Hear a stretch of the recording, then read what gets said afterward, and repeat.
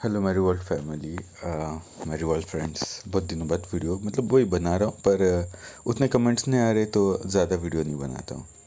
तो आज की जो वीडियो जो है, मैंने सोचा चलो थोड़ा वायर एक्सटेंशन का। बहुत सारे लोगों ने सवाल पूछा कि वायर चार्जर वायर का कैसे लंबा किया जाए, तो उससे रिलेटेड है। ठीक है, तो जैसे कि पहले कमेंट भी यहाँ पे पढ़ के बताता हूँ। ठीक है, वो हैदर जी ने पूछा हुआ है वायर कैसे लंबी की जाए। तो ये देखिए, रिवोल्ट में जो मैंने वायर जो लगाई है ये नॉर्मल कंप्यूटर की वायर है। ठीक है, इनपुट की। ये वायर मेरी छोटी वाली है, 15 एम्पेयर की नहीं, बस 6 एम्पेयर की। देखिए आप लिखा हुआ 6 एम्पेयर 240 वाट। तो आप जो है ये वाली वायर यूज़ कीजिए। बड़ी पिन यूज़ करने की कोई ज़रूरत नहीं है, कंपलसरी नहीं है। ये प्लग भी मेरा छोटा है, यहाँ पे आप यूज़ कर लीजिए। और ये वायर को आप यूज़ कर सकते हैं। ठीक है, ये थोड़ी लंबी वाली भी मिल जाती है तो ये यूज़ कर लीजिए, इनपुट वाली। आउटपुट वाली जो है वो वायर पे मत कीजिए। इनपुट वाली वायर पे आपको जो करना है बिंदास कर लीजिए। ठीक है, क्योंकि अगर आप आउटपुट वाली वायर जो बैटरी चार्जिंग को जो जाती है, देखिए ये वाली वायर, इसमें अगर आप छेड़खानी करते हो तो प्रॉब्लम ये पहले हो। तो इसके अंदर टोटल मेरे ख्याल से 8 या 10 वायर्स है, उनको काटना सही नहीं रहेगा। क्यों? क्योंकि इसमें प्रॉब्लम जो आएगा वो ये है कि आपका एक तो वारंटी वर्ड हो जाएगा, दूसरी बात उतने सारे वायर्स की वजह से थोड़ा रिस्क भी बढ़ जाता है बैटरी शॉर्टिंग वगैरह होने का। ठीक है, और ये वायर अगर लंबी हो जाती है ना तो आपकी बैटरी चार्जिंग टाइम जो है ना वो बढ़ जाएगा। ऐसा है, तो वो बढ़ जाएगा तो इसलिए आपको बैटरी को तो इम्पैक्ट नहीं होगा, पर बैटरी चार्जिंग टाइम बढ़ जाएगा। ज़्यादा देर तक आपका चार्जर उस वजह से चालू रहेगा तो आपका चार्जर ख़राब होने का और ज़्यादा चांसेस बढ़ जाता है। तो इसलिए ये जो है, आप इनपुट वायर जो भी है इस पे जो मर्ज़ी आपको मॉडिफिकेशन करना है आप कर सकते हैं। वो चाहे तो वायर को कटिंग कर लीजिए वहाँ पे, ये वायर को इसे लंबा कीजिए, इसमें कोई प्रॉब्लम नहीं है। इससे चार्जर भी आपका अच्छा काम करेगा। और जो भी आपको करना है, देखिए यहाँ पे कटिंग भी कर सकते हो, या लंबी वायर ले लीजिए ये वाली, या यहाँ पे कटिंग कर लीजिए, वहाँ पे जॉइंट कीजिए, जो भी आपको करना है। उसमें वारंटी वाइड नहीं होगा, कुछ भी नहीं। तो इससे आप जो भी मॉडिफिकेशन करना है कर लीजिए, या फिर आप लंबा कोई एक्सटेंशन बना दीजिए वो यूज़ कीजिए, उसमें भी कोई दिक्कत नहीं है। ऐसा है, तो इस तरह से आप करेंगे तो वारंटी भी ख़राब नहीं होगी, ना आपकी गाड़ी को कुछ नुकसान होगा। तो फिर से रिपीट कर रहा हूँ, आप ये वायर लंबी कीजिए, या फिर आप जो है डायरेक्ट एक्सटेंशन बोर्ड ले लीजिए लंबा वाला। ठीक है, जो 5 से 7 एम्पेयर यूज़ कर सकता है वैसा वाला लीजिए, उसमें आप लगा दीजिए ये चार्जिंग का जो पिन है वो। ये नॉर्मल मैंने जो यूज़ करा हुआ ये वायर कंप्यूटर की वायर है, लेकिन 6 एम्पेयर वाली है। इसमें कोई घटिया क्वालिटी भी आती है 4 एम्पेयर वाली, वो मत लीजिए। वो लगाएंगे तो वो गर्म होना चालू हो जाएगी। पर आप 6 एम्पेयर वाली लीजिए वायर। ठीक है, जैसे मैंने लिया हुआ है वहाँ पे लिखा हुआ रहता है 6 एम्पेयर, 240 वोल्ट 6 एम्पेयर। तो वो लगा लीजिए, प्रॉब्लम नहीं आएगा आपको। ठीक है, तो ये हो गया नॉर्मली आज चार्जर से रिलेटेड। देखिए मैं चार्जर में यहाँ पे रखा हुआ है। ओके, तो वही फिर से बता रहा हूँ, ये वायर आपको साइड से करना है और कुछ भी नहीं। ये वायर को जितना मर्जी आप छेड़खानी कीजिए। तो कमेंट्स पे आता हूँ मैं। जयंत्र पटीदास जी ने पूछा हुआ है, good video sir, thanks. Horn change कर सकते हैं क्या जिसका साउंड ज़्यादा हो? जी हाँ, चेंज कर सकते हैं। एक जो 21 साउंड वाला जो है वो हॉर्न वो लगा सकते हैं, वो आवाज़ भी ज़्यादा है और उसमें 21 साउंड्स भी आते हैं। तो वो वाला, लेकिन कैसे फिटिंग करना है वो मैं जल्दी वीडियो में बनाने वाला हूँ, क्योंकि मेरी गाड़ी का अभी सर्विस एंड पेंडिंग है थोड़ा सा। तो वो एक बार जब काम हो जाएगा मेरी गाड़ी का सर्विस वगैरह, तो फिर मैं गाड़ी पर मॉडिफिकेशन करने वाला हूँ। तब आपको हॉर्न लगा के, एक्स्ट्रा लाइट लगा के, हर चीज़ का मैं वीडियो बनाना चालू कर दूँगा। तो बस स्टे ट्यून्ड, और कुछ नहीं। क्योंकि लेकिन उसमें भी एक यही है कि आपको जब भी सर्विस सेंटर लेके जाना है गाड़ी को, आपको बार बार जो है वो हॉर्न वगैरह निकालने पड़ेंगे, और जो स्टॉक हॉर्न जो आपको मिले हैं गाड़ी के साथ में वही हॉर्न आपको लेके जाने हैं। ठीक है, वही हॉर्न के साथ आपको सर्विस सेंटर में जब भी जाना है तो वही हॉर्न लगा के आपको जाना है, वरना आपकी वारंटी वर्ड हो जाएगी। तो मैं पूरा मॉडिफिकेशन बता दूंगा, पर इस तरह से बताऊंगा जिसमें कोई वारंटी वर्ड ना हो। पर फिर भी कंपनी में जब जाओगे तो आपको मॉडिफिकेशन वाला नहीं लेके जाना है। ये विक्की खड़े जी ने पूछा हुआ है, thanks, do we have additional throttle, my throttle has been break in the middle. जी देखिए, थ्रोटल आपको एक्स्ट्रा मिल जाता है। सर्विस सेंटर में जाइए, उनको बोलिए भाई मैं थ्रोटल ख़राब हुआ है, वो आपको दे देंगे। 900 रुपये से लेकर 1200 रुपये में आपको थ्रोटल पड़ेगा। ठीक है, तो वो मिल जाएगा। अगर बाई चांस आपका थ्रोटल में कोई फिजिकल डैमेज नहीं है, जैसे आपने कहा टूटा हुआ है ब्रेक, वो मिडल से ब्रेक हुआ है, अगर उसका मिडल से ब्रेक नहीं हुआ होता तो आपको फ्री ऑफ कॉस्ट वो लोग रिप्लेस करके देते हैं थ्रोटल। ठीक है, तो देखिए आप कर लीजिए जो भी है। उसके बाद जो है श्रीकांत जी ने पूछा है, मेरी बाइक स्पीड में भागते समय झटके देती है और कभी कभी सर्विस सेंटर पे गया था तो मुझे बोला गया कि पूरा हैंडल चेंज करना पड़ेगा। जी पहली बात तो देखिए, पूरा हैंडल चेंज करना पड़ेगा जो भी है, उनको बोले वारंटी में है मेरी गाड़ी, आपको जो करना है करो, फ्री ऑफ कॉस्ट है, करवा के लीजिए। एक्चुअली प्रॉब्लम वो नहीं है, हैंडल से रिलेटेड कोई प्रॉब्लम नहीं है। मैं तो 99% यही कहूँगा, मुझे पूरा डाउट है आपका बैटरी जो है उसके ऊपर जो प्लग लगा हुआ है वो प्लग के अंदर प्रॉब्लम है आपका। ठीक है, क्योंकि हाई स्पीड पे जब गाड़ी चलाते हैं तब ज़्यादा एम्पेयर और ज़्यादा पावर की ज़रूरत पड़ती है। उस वक्त थोड़ा भी अगर कनेक्शन आपका लूज़ रहा तो गाड़ी झटके देती है, जर्किंग देती है। तो उसके पीछे प्रॉब्लम यही होता है, ब्रेक कट ऑफ स्विच जो ख़राब रहता है उस वजह से प्रॉब्लम होता है। तो आप जो है क्या कीजिए, WD-40 से मैंने जैसे पास्ट मेरी वीडियोस है उसमें मैं टिप्स बता ही चुका हूँ कैसे आपको बैटरी का प्लग वगैरह साफ़ करना है। तो आप क्या कीजिए, WD-40 वगैरह थोड़ा सा मार के जो है वो बैटरी प्लग वगैरह साफ़ कर लीजिए और उसके बाद में जो है ट्राई कीजिए आप। ठीक है, चलाएं कि प्रॉब्लम आपका सॉल्व है तो ठीक है, नहीं अगर हुआ तो और आपको दिखाई दिया कि प्लग आपका काला पड़ रहा है या वहाँ पे कार्बन जमा हो रहा है तो बैटरी स्वैप करके लीजिए। ठीक है, प्रॉब्लम नहीं आएगा आपको, तो बैटरी स्वैप कर लीजिए और बैटरी स्वैप करने के बाद में जो है ट्राई कीजिए। पर आपका अगर फिर भी झटके दे रही है तो समझ लीजिए कि मतलब दूसरे बैटरी में भी अगर आपका कार्बन आना स्टार्ट हो गया, अगर बाई चांस WD-40 मारने के बाद चलती है पर फिर से अगर वो प्रॉब्लम आ रहा है तो इसका मतलब आपका ब्रेक कट ऑफ स्विच कहीं पे तो ख़राब है। तो ब्रेक कट ऑफ स्विच आपको चेंज करवाना पड़ेगा, आपको सर्विस सेंटर से वो करा लीजिए। उसके अलावा मुझे नहीं लग रहा कि कोई और प्रॉब्लम आता है। ठीक है, तो वारंटी में है, पर इतना मैं आपको घर पे अगर सॉल्व करना है तो ये तरीके बता रहा हूँ। तो इस तरह से आप कर सकते हो, बैटरी को आप साफ़ कर लीजिए, देखिए आप प्लग में कहीं कार्बन है या नहीं है। और आप जब हाई स्पीड में चलाते हैं तो बीच में गाड़ी पे डायरेक्ट कहीं पे रोक दीजिए और प्लग को निकालिए और सूंघने की कोशिश कीजिए, जलने का स्मेल आ रहा होगा तो वही प्रॉब्लम है, समझ लिए बैटरी का आपका इशू है। तो बैटरी स्वैप कर लीजिए और ब्रेक कट ऑफ स्विच को भी ट्राई कर लीजिए रिप्लेसमेंट का चेक करके। प्रभु किरण जी ने पूछा, sir give me your review about RV400।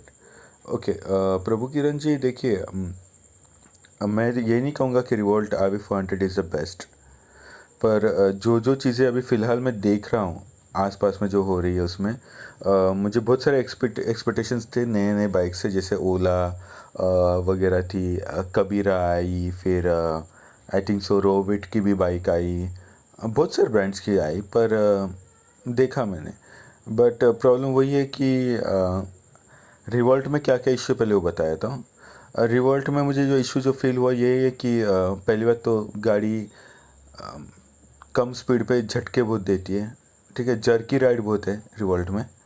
दूसरा मुझे इशू जो है लगा, टॉप स्पीड पे गाड़ी का पावर पूरा ज़ीरो हो जाता है। मतलब 70 आप अगर 85 के स्पीड पे चला रहे और तभी अगर सिंगल स्पीड पे हैं तभी आपका 85-10 होगा, वरना डबल सीट में तो बहुत मुश्किल से होता है, बहुत बड़ा लंबा रोड रहेगा तो ही होगा शायद।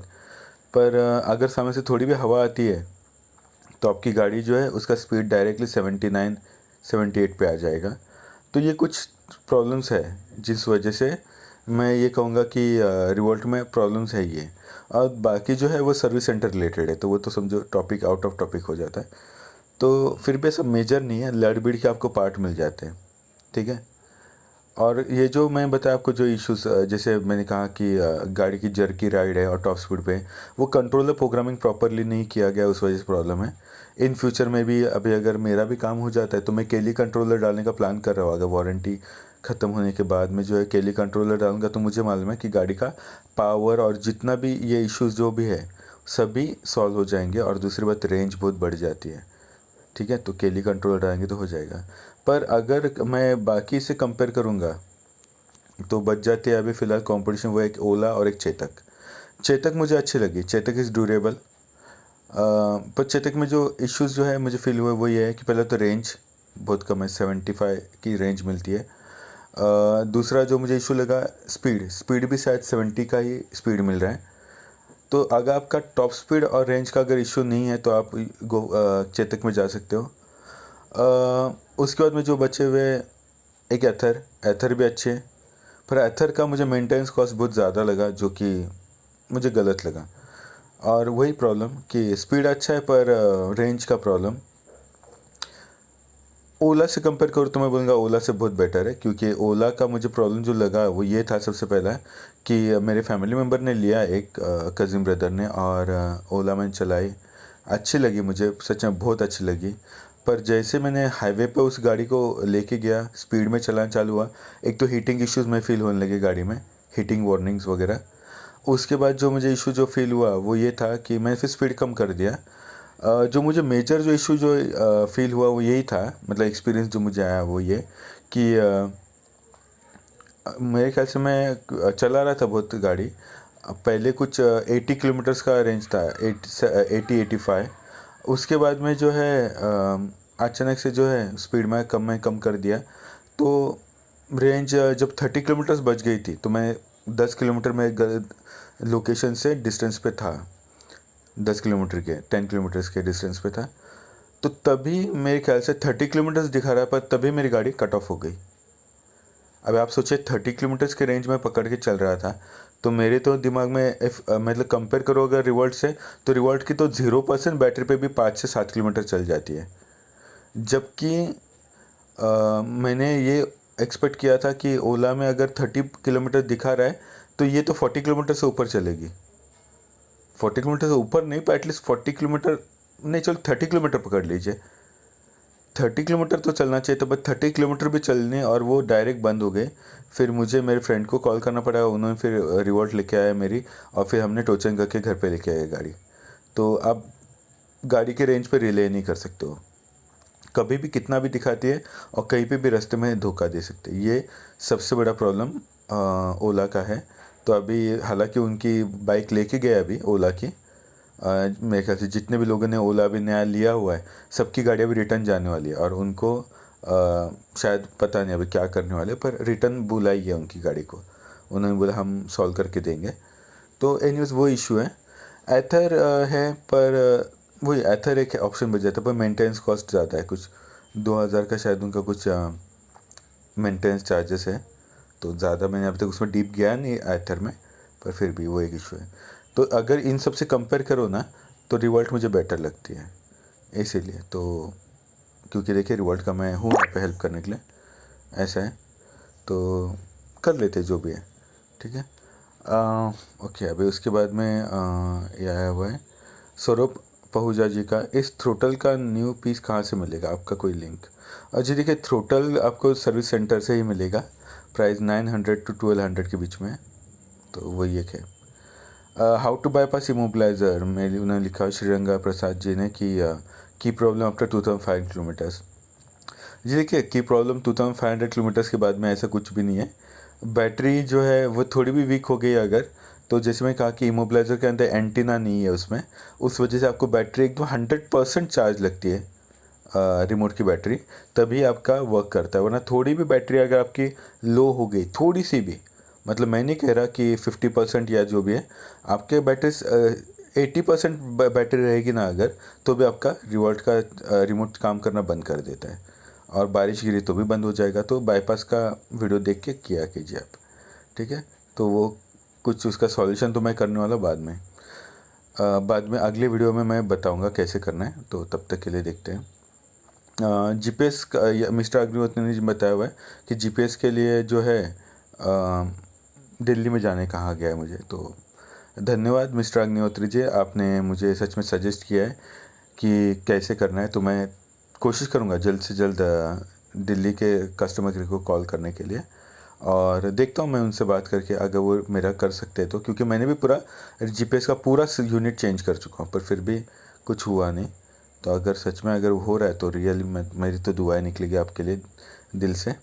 तो देखते हैं, अभी दिल्ली वालों से भी बात कर लेते, क्योंकि सब ने तो हाथ खड़े कर दिए, ठीक है। तो आज का शायद से इतना ही है, ज़्यादा कोई सवाल है नहीं। तो अगर कुछ और है आपके सवाल तो आप फ्रीली पूछा कीजिए, कोई प्रॉब्लम नहीं है। उसके अलावा मैं यही कहूँगा कि अगर बाय चांस आपका कोई और अगर सजेशन या कुछ होए तो आप बताइए, ताकि मैं मेरी वीडियोस इंप्रूव कर सकूँ, क्योंकि मैं प्रोफेशनल यूट्यूबर तो हूँ नहीं, पर मैं ट्राई करूँगा। तो देखिए, जो भी है जैसा भी आप बताया कीजिए, मैं कोशिश करूँगा। एनीवेज मेरे ख्याल से आज तक के लिए इतना ही है। आने वाले समय में मैं अभी ओकिनावा की बैटरी में असेंबल करने लेने वाला हूँ सॉरी। तो तभी फिर शायद से और ज़्यादा वीडियोस आएंगी। तो देखता हूँ, जैसे मेरा टाइम मैनेजमेंट होता है मैं कर लूँगा। तब तक के लिए देखते हैं इन फ्यूचर में। मैं इतना तो होप है कि बहुत ज़्यादा वीडियोस आएंगी मेरी तो कुछ भी अगर होगा तो आप प्लीज़ कमेंट्स किया कीजिए, मैं आपको जवाब दूंगा। और वीडियोस तो मेरी बनती हैं और बनते रहेंगे। ड्यूरेशन थोड़ा फ्लक्चुएट होगा, कम ज़्यादा, पर बनेंगी ये।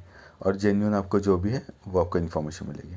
ठीक है, तो तब तक के लिए आप अपना ख्याल रखिए और संभल के रहिए। गर्मी बहुत ज़्यादा पड़ रही है। बाइक को कुछ नहीं होगा, आपके रिवॉल्ट को, पर आपको प्रॉब्लम आ सकता है। तो देखिए, जो भी है अपना ख्याल रखिए, पानी ज़्यादा पिया कीजिए और हेलमेट हमेशा पहनिए। और ये चैनल पे मैं अभी रिवॉल्ट से रिलेटेड ही नहीं हूँ, हर चैनल गाड़ी से रिलेटेड हूँ।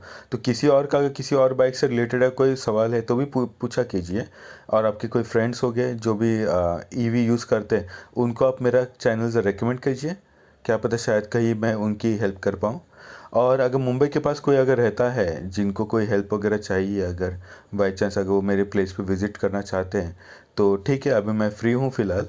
तो आप मुझे बाय मेल कांटेक्ट कर लीजिए, मैं ज़रूर आपको कांटेक्ट नंबर दूंगा और फिर मिल लीजिए और देखते हैं कुछ अगर जुगाड़ हो सकता है तो। ठीक है, मैं आपका कुछ हेल्प कर सकता हूँ तो। ठीक है, तो चलिए फिर आज की वीडियो यहीं पे ख़त्म कर रहा हूँ मैं। मिलते हैं जल्दी नेक्स्ट वीडियो के साथ। तब तक अपना ख्याल रखिए, drive safe, always wear helmet. ठीक है, थैंक यू।